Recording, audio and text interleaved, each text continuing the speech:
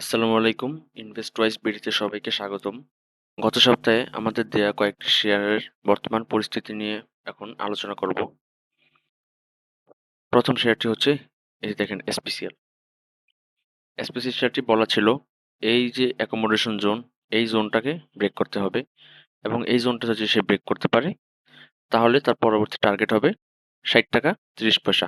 এই যে আমরা বলেছিলাম এই জোনটাকে ব্রেক করতে পারলে তার ৳৬০.৩০ হবে পরবর্তী টার্গেট এবং শেয়ারটি অ্যাকোমোডেশনটা ব্রেক করে সর্বোচ্চ ৳৫৯.৯০ গিয়ে এখন আবার রিটেস্টে আসে। আমাদের পরবর্তী শেয়ার ছিল ভিএফএস। ভিএফএস বলা ছিল এই যে রেজিস্ট্যান্স জোন, এই জোনটাকে ব্রেক করতে হবে। এই জোনটাকে যদি সে ব্রেক করতে পারে তাহলে তার টার্গেট হবে ৳১৮.৯০। সে এই যে এই ক্যান্ডেলের দিন সে অবশ্যই জোনটাকে সে টাচ করে আবার নিচে চলে আসে। এই যে এদিন এই যে এই দিন। তারপর সে কয়েকবার এই জোনের মধ্যে প্রবেশ করে এবং বাধা পেয়ে আবার নিচে চলে আসে। সে এখনো এই যে ৳১৭.৩০ থেকে ৳১৭.৫০-৬০ এই রেজিস্ট্যান্স জোনটাকে এখনো ব্রেক করতে পারেনি। এটি ব্রেক করতে পারলে শেয়ারটিকে ইনশাআল্লাহ ৳১৮.৯০ র ঘরে পাওয়া যাবে। আমাদের নেক্সট শেয়ার হচ্ছে পেনিনসুলা।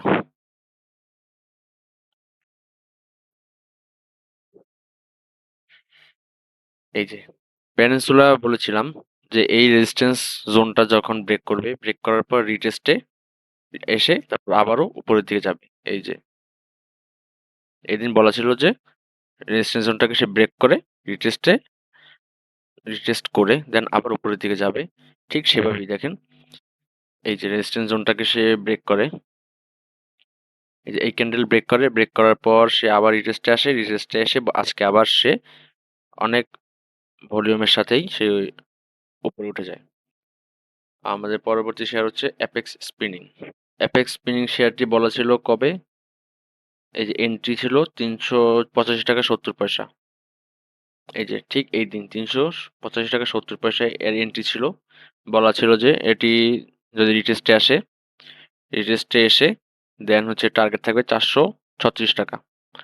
সে তারপর ঠিকই রিটেস্টে আসে। আসার পরে এই যে ৳৩৭৭ এই সাপোর্ট পেয়ে উপরে উঠে আসে এবং আজকে সে প্রায় আ ৳৪২৪ সে টাচ করে আসে এবং ইনশাআল্লাহ কিছুদিনের মধ্যেই আশা করি সে ৳৪৩৬ র ঘরে পৌঁছে যাবে। তার পরবর্তী শেয়ার ছিল আমাদের ওয়েস্টার্ন মেরিন শিপইয়ার্ড।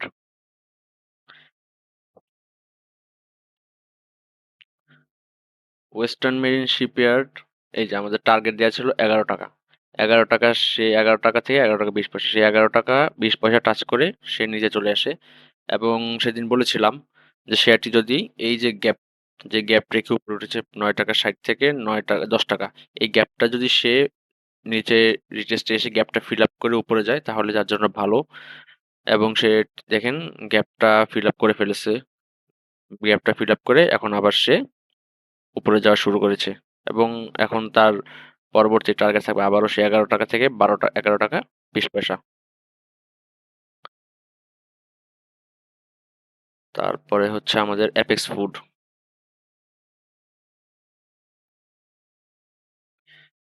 এই যে অ্যাপেক্স ফুড শেয়ারটিরও এই যে অ্যাপেক্স ফুড আমরা যেদিন এনালাইসিস দিয়েছিলাম সেদিন ৳২৭৯.২০ এই যে এই দিন আমরা ৳২৭৯.২০ এই দিন আমরা বলেছিলাম যে এন্ট্রির দিন ছিল। যে এই দিন আমরা এনালাইসিস দিয়েছিলাম। বলেছিলাম যে এর ৳৮৫ র ঘরে ৳২৮৮ এই ঘরের একটা রেজিস্ট্যান্স আছে এবং সে এই রেজিস্ট্যান্স সে বাধা পেয়ে আবার রিটেস্টে আসে। রিটেস্টে আসার পরে গতকাল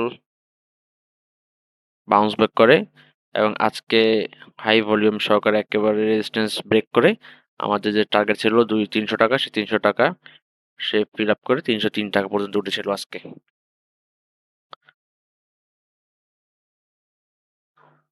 তার পরবর্তী শেয়ার হচ্ছে জেএমআই সিরিঞ্জ। এই যে জেএমআই সিরিঞ্জ আমাদের টার্গেট দেয়া ছিল ৳১৫৫ এবং বলা ছিল যে এই যে এখানে একটি সাপোর্ট ছিল। এই যে এই দিনে এনালাইসিস দেয়া ছিল যে ৳১৪২ র যে আ রেজিস্ট্যান্স সেই রেজিস্ট্যান্সটি সে ব্রেক করতে পারলে এই যে সেদিন সে রেজিস্ট্যান্সে ব্রেক করেছিল। তারপর বলা ছিল যে এটি যদি রিটেস্টে আসে, এই যে রেজিস্ট্যান্সটা যখন সাপোর্ট হয়ে যাবে এবং এখান থেকে বাউন্স ব্যাক করলে তার টার্গেট থাকবে ৳১৫৫। সে অলরেডি ৳১৫৫ টার্গেট ব্রেক করে তার হাইয়েস্ট ৳১৬২ উঠেছিল। বর্তমানে তার আজকে ক্লোজিং প্রাইস হচ্ছে ৳১৫৯। এখন যদি আমরা এর নেক্সট টার্গেট বিবেচনা করি, তাহলে এর নেক্সট টার্গেট হবে ৳১৬৩।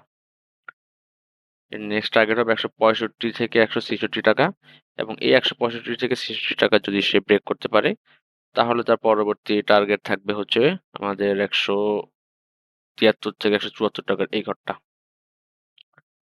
এবং আমাদের পরবর্তী শেয়ার হচ্ছে আইটিসি। আইটিসি নিয়ে আমরা যেদিন অ্যানালাইসিস দিয়েছিলাম, সেদিন তার প্রাইস ছিল ৳৪৭ সে ক্লোজ করেছিল।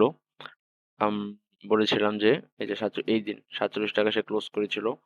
বলেছিলাম যে তার ৪৯ ৪৮ থেকে ৳৫০ একটা রেজিস্ট্যান্স রয়েছে এবং দেখেন সে এই যে রেজিস্ট্যান্সে বাধা পেয়ে একদিন বাধা পেয়ে পরের দিন কারেকশন দিয়ে সে উপরে উঠে যায়।